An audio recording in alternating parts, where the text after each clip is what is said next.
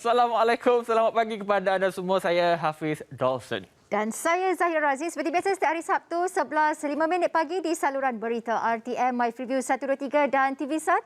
Anda akan dapat saksikan Pesona XY lebih kurang selama 1 jam. Dan kepada anda yang menggunakan mungkin komputer, mungkin laptop, mungkin telefon bimbit, anda boleh saksikan kami melalui RTM Click. Betul, sebenarnya ramai sudah pun klien, boleh panggil klien ataupun penonton kita. Penonton kita sudah pun, kenapa? Sebab saya berurusan sikit baru ni, so kena sebut klien lah. Okey.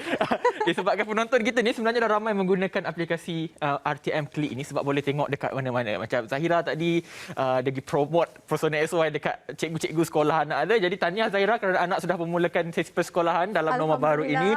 Jadi inilah dia, dan penting untuk kita bercakap berkenaan dengan kanak-kanak. Kalau kita lihat kepada topik kita minggu ini ataupun minggu-minggu sebelum ini adalah lebih bersifat keberlangsungan ataupun continuity itu ada berkenaan dengan kesihatan mental kanak-kanak, wanita dan sebagainya. Kalau minggu lepas kita bercakap berkenaan dengan dilema si kecil, kali ini juga berkaitan dengan dilema mereka ataupun kita kategorikan sebagai bawah umur, bagaimana sebenarnya mereka ini berdepan dengan satu situasi yang sukar yang kadang-kadang kita sebagai dewasa ataupun mereka yang bertanggungjawab pandang sepi je Zahira berkenaan dengan isu yang kita bincangkan ini. Ya, tambah lagi bila dengan penggunaan teknologi digital ini yang sangat memenatkan ibu bapa juga apabila perlu memantau apa yang anak-anak perlu lakukan. Tapi tahukah anda sebenarnya pada tahun 2019 Malaysia menduduki tangga ke-23 daripada 60 negara dalam Out of the Shadow Index, yang mana negara kita sebenarnya agak berjaya untuk meneliti berkenaan dengan masalah seksual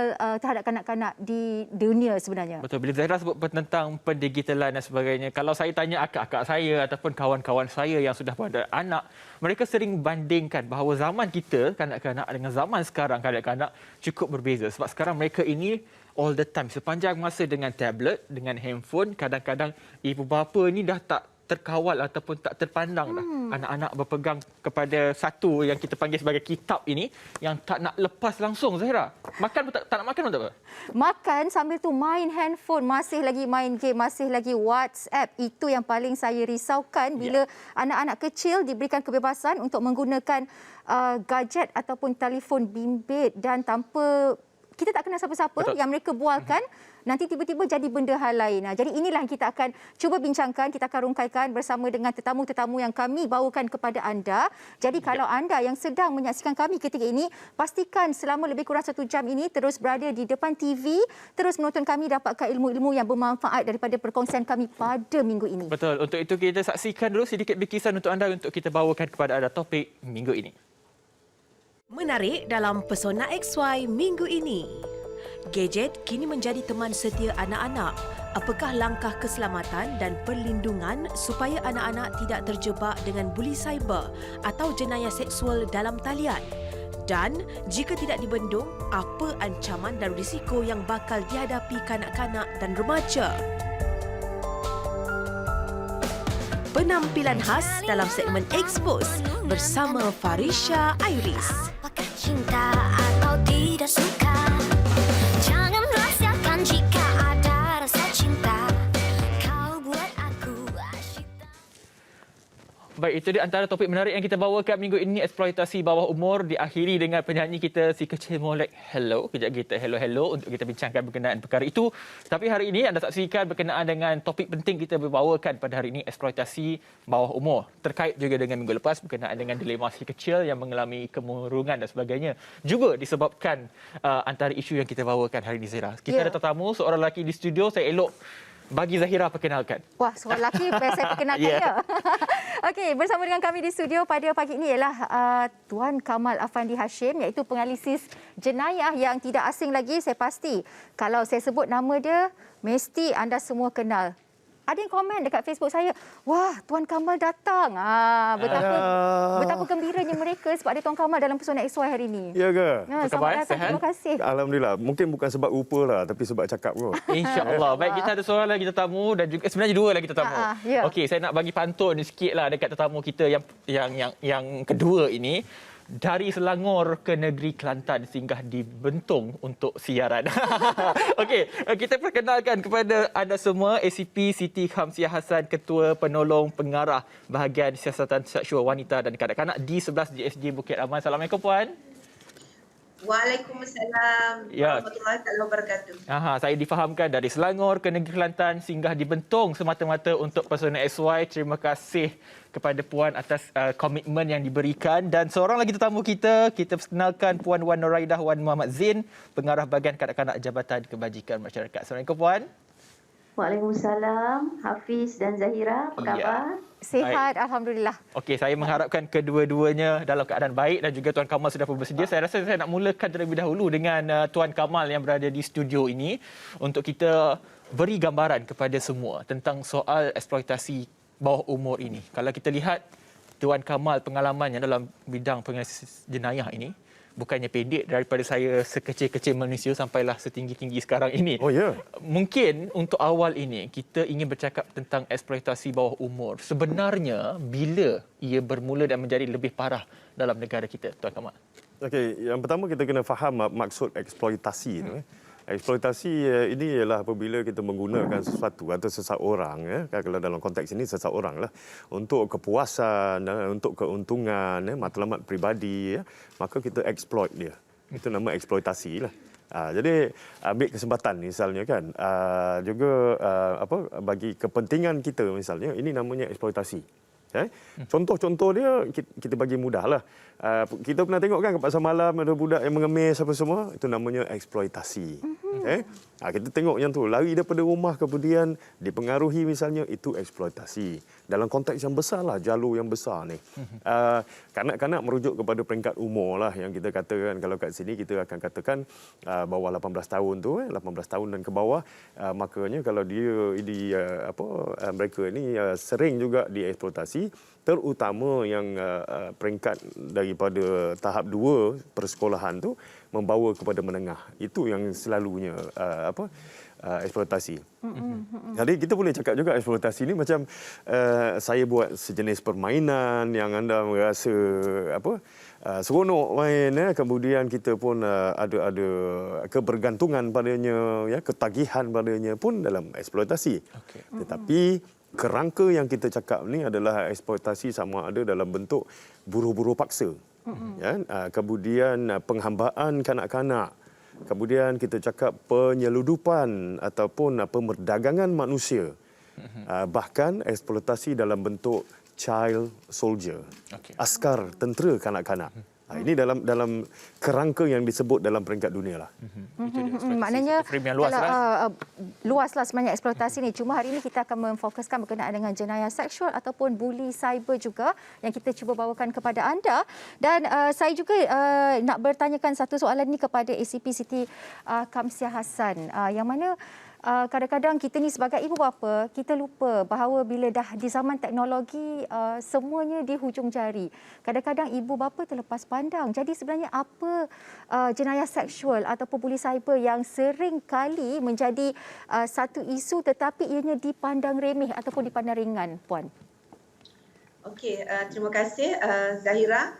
Pertama sekali adalah kes-kes yang kalau berdasarkan pengalaman kami lah, kes yang sering dianggap remeh dalam kalangan ibu bapa ataupun masyarakat apabila kes yang melibatkan ini, saya khusus kepada kes-kes seksual yang non-physical contact, di mana tidak ada kontak fizikal, tak ada kecederaan yang nyata. Jadi ini yang selalu masyarakat ataupun mereka yang terlibat ni sering pinggirkan. Mereka tak menganggap mustahak, tak nampak perkara itu adalah serius kerana tak ada pun cedera, tak nampak peluka. Kalau kita tengok kes-kes rogol, memang mereka akan nampak ada kecederaan dia secara nyata.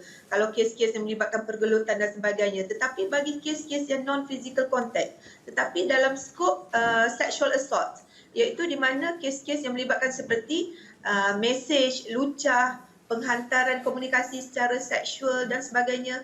Ini yang sering orang kata masyarakat masih lagi menganggap ianya tidaklah mustahak mana, ataupun ibu bapa ataupun ahli keluarga yang terlibat akan merasakan tak ada apa, tak luka. Dia melibatkan antara tak ada pun orang lain yang terjejas, tak rugi apa pun. Ini yang masyarakat kita yang masih lagi belum buka minda, sedangkan kes-kes yang melibatkan non-physical contact ini, contohnya kes yang melibatkan penyebaran ataupun perkongsian komunikasi seksual ini, sebenarnya dia mendatangkan impak psikologi kepada mangsa sebenarnya. Kerana apabila ada perkongsian, contohnya penyebaran atau perkongsian imej seksual dan sebagainya, ianya melibatkan kesan yang berpanjangan, bahan-bahan seksual ataupun eksploitasi seperti mana yang sahabat saya Tuan Kamal Effendi tadi bagi tahu, perkara ini akan viral dan akan tersimpan, terutama apabila ianya melibatkan platform digital ataupun internet, komputer. Jadi perkara ni ataupun bahan-bahan eksploitasi ini akan menjadi lama tersimpan dan sukar dipadamkan ataupun kita sukar untuk keluarkan daripada untuk terus menjadi penyebaran yang berterusan. Jadi dia akan berulang. Jadi ini yang sering masyarakat kita tak mengambil, orang kata tak melihat dalam jangka masa yang panjang, tempoh yang panjang kesan dia. Jadi selalunya mangsa kanak-kanak ni akan terus orang kata terbeban menjadi mangsa sampai bila-bila. Jadi seharusnya kes-kes sebegini tidak dipandang ringan kerana ianya akan membawa kepada impak yang berpanjangan. Jadi sebagai mukadimah ataupun sebagai permulaan, itu yang saya dapat cakapkan, bagi tahu. Dan satu lagi adalah apabila kes melibatkan ahli keluarga, terutamanya melibatkan ahli keluarga, terutama ada juga kes-kes seksual sekarang ni ahli keluarga yang suka merakam. Dia melakukan sexual assault juga, serangan seksual secara fizikal, dan juga menjadikan mengambil kesempatan dengan merakam perkara-perkara ataupun perbuatan tersebut sebagai satu orang kata senjata untuk menyebabkan mangsa itu sentiasa di dalam kawalan dia. Jadi inilah selalunya ahli keluarga akan kata tak apa, dia akan bincang ataupun akan selesaikan di peringkat mereka, peringkat dalaman. Tambahan pula pelaku jenayah itulah mereka yang dominan di dalam ahli keluarga. Itulah antara yang dapat saya kongsikan secara ringkas kepada penonton Pesona XY. Kembali kepada Zahira. Baik Puan ACP, satu jawapan yang jelas. Saya dapat petik beberapa jawapan daripada Puan ACP untuk saya panjangkan persoalan kepada Puan Wan sendiri daripada JKM. Kalau kita lihat Puan Wan, kita percaya bahawa JKM ini mempunyai fungsi yang sangat luas dalam pengurusan ibu bapa, keluarga dan juga kanak-kanak itu sendiri. Sebagai Puan juga, sebagai pengarah di bahagian kanak-kanak, mungkin kita ingin lihat fungsi yang lebih khusus kepada perlindungan untuk kanak-kanak yang kita katakan sebagai dieksploitasi dalam konteks satu persatu yang kita bincangkan tadi, Puan.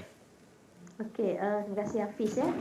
Okey, di sini kalau ikut dari segi peranan Jabatan Kebajikan Masyarakat ya dalam hal ehwal pengurusan kanak-kanak ni, khususnya dari segi perlindungan, kita mengguna pakai peruntukan di bawah Akta Kanak-Kanak 2001 di mana akta ini adalah memberi kuasa kepada pegawai-pegawai kebajikan masyarakat yang diwartakan sebagai pelindung untuk menyelamat kanak-kanak yang terlibat dalam kes eksploitasi contohnya. Kerana kalau berdasarkan kepada Seksyen 17/2/C ada menyatakan di bawah Akta Kanak-Kanak ini ada menyatakan bahawa mana-mana kanak-kanak yang diguna ataupun mengambil bahagian ataupun sebagai pemerhati terlibat dalam aktiviti-aktiviti yang berunsurkan seks, jadi tindakan ataupun peranan pelindung untuk menyelamatkan kanak-kanak tersebutlah.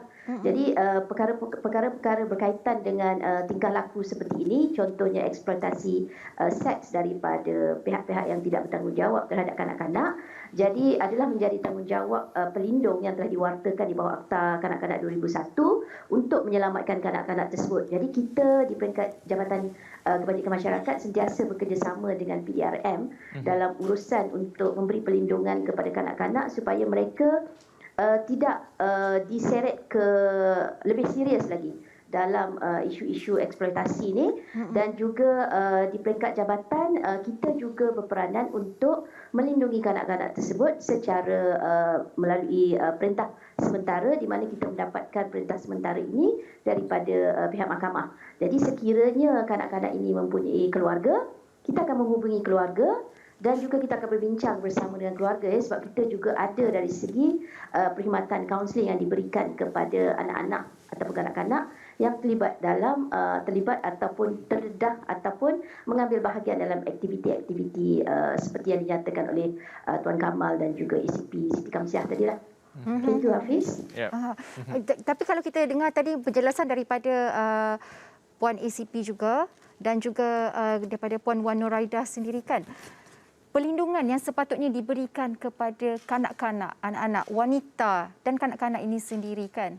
Macam mana sebenarnya kita sebagai ibu bapa dan juga masyarakat sekeliling nak kenal ciri-ciri yang pemangsa yang berselindung di pelbagai wajah ni? Oh, persoalan untuk saya lah ni. Ya, betul. Sebab dia tengok tu macam lama tu. dia tengok tu macam dia kata saya ke kan. Saya risau. Tapi sebenarnya baik.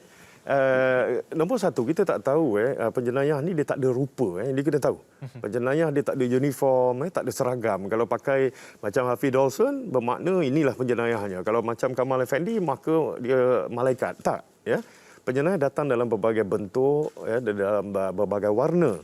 Sebab bila kita hidup dalam yang luas ni, yang depan ini, kita hidup dalam hitam dan putih, penjenayah hidup dalam dunia kelam, tengah-tengah kelabu. Jadi kalau kita tentukan orang secara stereotyping, ini kita tak akan dapat. Sebaliknya kita boleh tengok beberapa ciri-ciri lain. Khususnya terhadap pemangsaan. Okay? Kalau kita tengok pemandiri, yang hidup ni kita panggil pemandiri lah. Yang meninggal ni kita panggil mangsa, ya, perkataan sebenarnya. Tapi untuk perbualan ni kita pakai mangsa untuk dua-dua lah. Kita boleh tengok withdrawal macam tu. Kalau kita nak tengok penjenayah susah. Sebab nampak jahat tapi baik. Nampak baik tapi jahat contohnya. Jadi kita tengok rentetan daripada peristiwa itu. Apa yang saya nak cakap contohlah. Kalau kereta Hafiz kena pecah, ya. Perkara pertama yang terlintas di fikiran Hafiz adalah seseorang mengambil sesuatu di dalam sana. Tetapi dalam dunia jenayah, dia berbeza. Dalam dunia jenayah, mungkin bukan orang pecah nak ambil sesuatu. Dia pecah untuk meletak sesuatu. Meletak sesuatu. Jadi, pandangan kita berbeza dari situ perspektif. Jadi, ada lebih baik, lebih molek kita tengok mangsa tu macam mana. Contoh yang paling ringkas lah. Selalu kalau mak-mak pergi dalam bilik, pergi tengok apa, lipstiknya habis, celaknya habis apa semua. Tapi kita tak pernah tengok apa yang bertambah. Betul? Apa yang bertambah dalam bilik tu kita tengok, mana dia dapat anak patung ni? Mana dia dapat permainan ni? Ini kita tak tengok. Kan? Dan kita beranggapan bila cakap media sosial ni, ia merujuk kepada interaksi talian itu saja. Tetapi kita tak tengok game misalnya, juga mempunyai interaksi kat situ secara suara misalnya dia boleh berhubung. Daripada situ juga proses pertama iaitu rekrutmen untuk eksploitasi, rekrutmen. Ya, kontak dia di situ. Kemudian daripada situ sudah you rekrut, barulah pada masa ini kita orang tu kawal mangsa tu. Kemudian baru dia exploit. Dia ada fasa dia lah. Jadi maknanya kalau macam ibu bapa ni sendiri, kalau dia nak tengok pemangsa itu sendiri, maknanya banyak kajian lah yang perlu ibu bapa itu sendiri lakukan. Begitu? Tidak. Kalau ibu bapa memainkan peranan keibubapaannya, insya-Allah tak ada masalah lah. Contohlah paling mudah kawalan kan. Sekarang berapa ramai budak umur setahun pun tidur bawa gadget. Umur 1 tahun setengah macam Hafiz Dawson, muka cerah macam ni bijak. Umur 1 tahun setengah sub slide. Dah pandai apps dah apa semua. Jadi kawalan itu. Anak-anak itu tidak mampu untuk membeli gadget ribuan ringgit. Jadi siapa yang beli? Jadi kenapa dia tidak datang dengan caveat kawalan? Ini satu. Jadi bila kawalan itu tak dapat, tidak dimainkan, institusi kekeluargaan itu tidak memainkan peranan itu, maka limpahan daripada itu jatuh kepada masyarakat, jatuh kepada ketua masyarakat, jatuh kepada Jabatan Kebajikan Masyarakat, jatuh kepada kementerian. Kerana sistem pertahanan kita tu longgar. Jadi bila longgar, orang lain pula kena tanggung. Betul, itu dia. Kita akan dapatkan banyak lagi jawapan tentang peningkatan kes sebahagian dalam musim PKP. Adakah ia meningkat atau sebaliknya? Tapi kita berehat seketika, kembali selepas ini dalam Persona XY Serasi di Hati.